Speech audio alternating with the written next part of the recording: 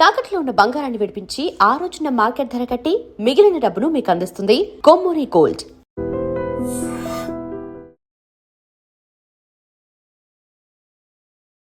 ఓం వసుదేవసుతం దేవం కంసచాణూరమర్దనం దేవకి పరమానందం కృష్ణం వందే జగద్గురుం. శ్రీ రాధాకృష్ణాభ్యాం నమ. కృష్ణం వందే జగద్గురుం, అర్జునం వందే జగదేకవీరం. మనకి పరాభవనామ సంవత్సరం వచ్చేసింది ఇప్పుడు 2026 సంవత్సరంలో. ముందుగా మన ఛానల్ ప్రేక్షకులకి, సబ్స్క్రైబర్స్కి, ఫాలోయర్స్కి అందరికీ కూడా, అభిమానులందరికీ కూడా నూతన సంవత్సర ఉగాది పరాభవనామ సంవత్సర శుభాకాంక్షలు. ఇప్పుడు మనకి ఈ పరాభవనామ సంవత్సరం అనగానే పేరే పరాభవం ఉందేమిట్రా నాయన అనుకుంటాం. ఇది 60 సంవత్సరాలకు ఒకసారి వచ్చింది. 1966 ఉగాది నుంచి మళ్ళీ వచ్చే ఉగాది 1967 వరకు వచ్చింది. ఈ సంవత్సరం పేరు పరాభవం. పేరుకు తగ్గట్టుగానే ఋషులంతా కూడా మనకి ఎంతో కొంత డెఫినెట్గా దాని యొక్క ప్రభావము, దాని యొక్క అర్థము ఉంటుందన్నమాట.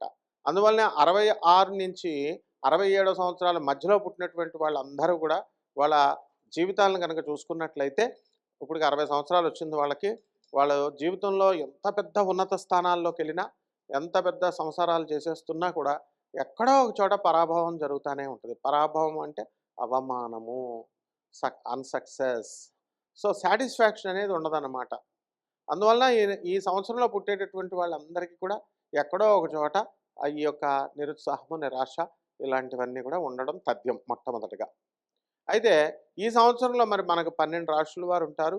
ఈ 12 రాశుల వారికి కూడా మిగతా యొక్క గ్రహ సంపుటి వలన వాళ్ళందరికీ కూడా శుభాలు, లాభాలు జరిగినప్పటికీ కూడా పక్కన ఏదో రకమైనటువంటి అశాంతి, నిరాశ, వైరాగ్యము, అరే నేను ఇంకా నా జాబ్ సాటిస్ఫాక్షన్ లేకపోవడం, నేను ఇంకా సాధించలేకపోయానే, నేను సినిమా డైరెక్టర్ కాలేకపోయాను, మ్యూజిక్ డైరెక్టర్ని కాలేకపోయానే, అలా ఏదో ఒక రకమైనటువంటి అసంతృప్తి అనేటటువంటిది ఏదో ఒక మూలన ఉండిపోతుంది 12 రాసుల వారికి కూడా. అయితే ఇప్పుడు మనం ఈ సంవత్సరము రాజు మనకి ఆయన సంవత్సరాధిపతి గురుడయ్యాడండి. గురుడు అవడం వల్ల ఏమవుతుందో తెలుసా, ఈ సంవత్సరం అంతా సుభిక్షంగా ఉంటుంది, శాంతియుతంగా ఉంటుంది. దేవాలయాలు, చెరువులు నిండుతాయి. దేవాలయాలు, ధర్మాదాయ శాఖలో ఉన్నటువంటి వాళ్ళకి ప్రమోషన్స్ రావడము, ప్రజల్లో వేరే లెవెల్లో భక్తి పెరిగిపోద్ది.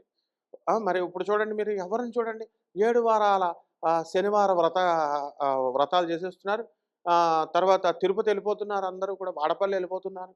మరి ఇవన్నీ కూడా పుష్పాల రేట్లు, పూల దండలు వందల రేట్లు.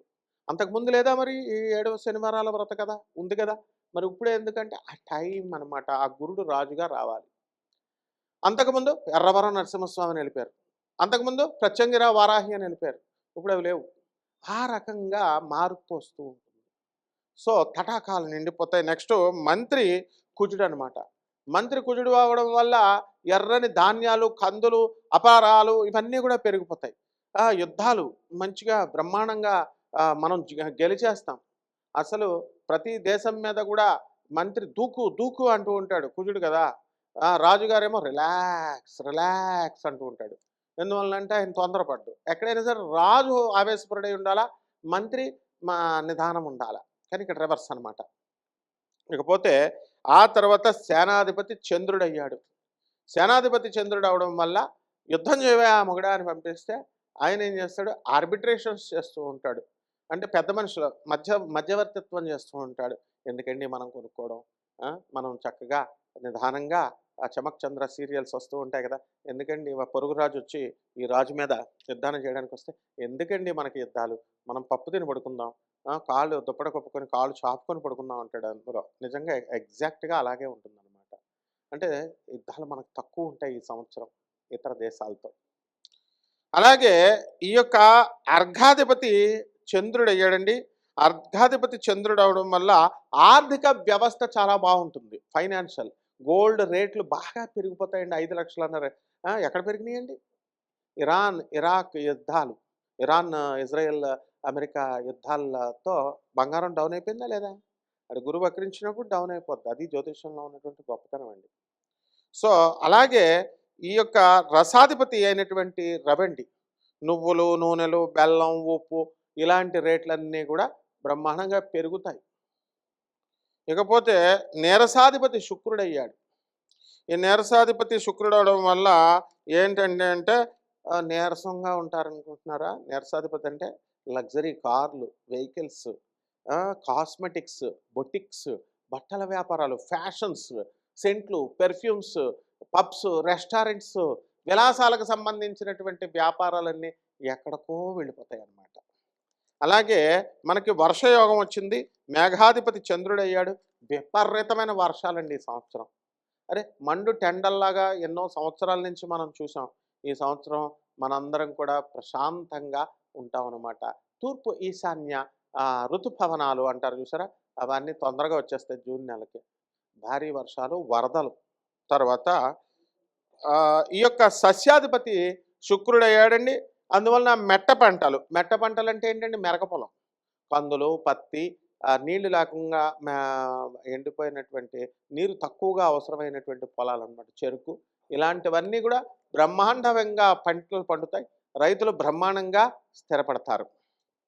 ఇకపోతే ఈ యొక్క ఆహార ధాన్యాలు వచ్చేసరికి మనకి ధాన్యాధిపతి అయినటువంటి ఈ యొక్క బుధుడు ఆహార ధాన్యాలు బాగా పెరుగుతాయి అన్నమాట.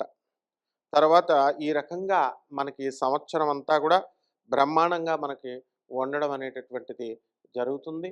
సో దేశంలో ఇప్పుడు సైన్స్ అండ్ టెక్నాలజీని కనుక మనం తీసుకుంటే మనం 4G 5G అన్నాం కదండి. ఈ సంవత్సరంలోనే ఇంకా 5G కంటే కూడా డెవలప్మెంట్ అనేటటువంటిది ఎక్కువగా వస్తుంది. మీడియా రంగంలో ఉన్నటువంటి ఎన్నో మార్పులు వస్తాయి. ఆ విధంగా మనకి ఈ యొక్క ఇంతకుముందు చంద్రుడి మీదకి వెళ్ళడం అంటే ఆకాశంలో చూసుకొని నీల్ ఆర్మ్స్ట్రాంగ్ రష్యా వాళ్ళు పంపించారు చంద్రుడికి. మనం ఇండియా వాళ్ళం మనకేం తెలుసు అన్నట్టు ఉండేవాళ్ళం. ఇప్పుడు వాళ్ళకు పోటీగా, వాళ్ళతో సమానంగా, వాళ్ళని అధిగమించిపోయి ఈ రోజున భారతదేశం మనము చంద్రుడి మీదకు మనం వెళ్ళాము.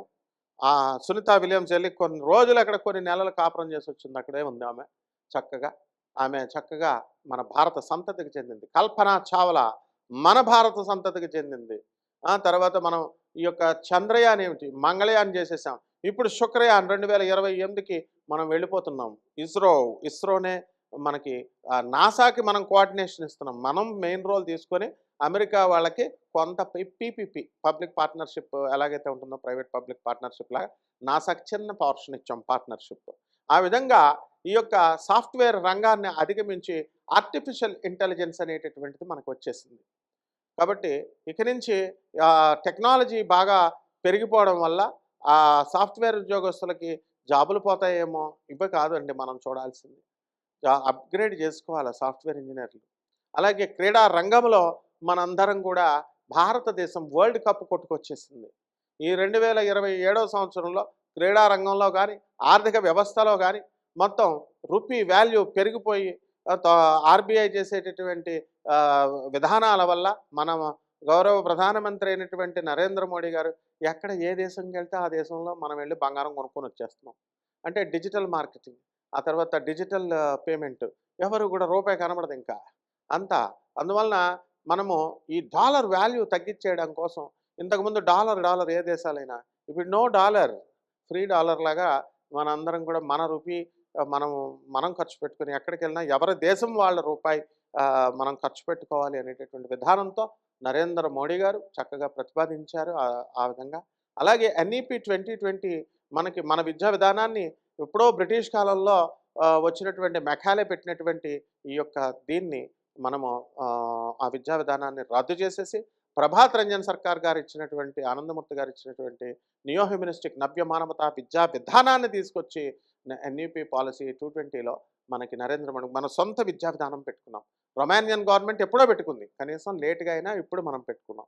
ఇక బ్రిటిష్ విద్యా విధానానికి చెల్లి చెప్పేసాం. ఈ విధంగా ఆ సైన్స్ రంగంలో అన్నింటిలో కూడా విప్లవాత్మక మార్పులు తీసుకొచ్చే ఈ సంవత్సరం మన అందరి జీవితాల్లో కూడా బ్రహ్మాండమైనటువంటి కొత్త వెలుగులు తీసుకొస్తుంది. అదే ఉగాది క్రాంతులు. శుభమస్తు.